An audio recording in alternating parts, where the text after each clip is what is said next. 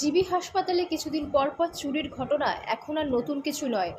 বেসরকারি নিরাপত্তা কর্মী, পুলিশ কর্মী, সিসি ক্যামেরা থাকা সত্ত্বেও কিভাবে জিবি হাসপাতালে বারবার চুরিকাণ্ড ঘটছে ও চোরের দল পার পেয়ে যাচ্ছে সেটাই এখন বড় প্রশ্ন হয়ে উঠেছে। আবার চুরিকাণ্ড ঘটলেও পরিকল্পিতভাবে।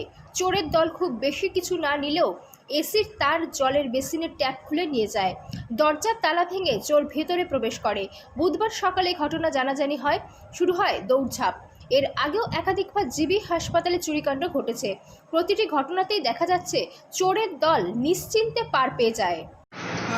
আমি আমি আসার আগে খেয়ে আইছি, খেয়ে আয়া ওই ওয়ার্ড মাস্টার রুমে গেছে, গিয়া তাদের সঙ্গে কথা বলতেছে। এরপরে আমি আয়া দাঁড়াই দিচ্ছি, যে অবস্থা দেখতেছি মনে চুরি হয়েছে এরকম দেখা যাইতেছে। যেমন দরজাটা ভাঙা দেখলাম, ইটা ভাঙা দেখলাম, ইটা খোলা।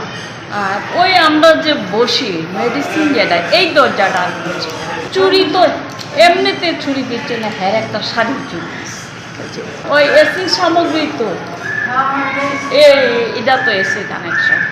আর ওই জলের বেসিনের ট্যাপটা নিয়ে গেছে।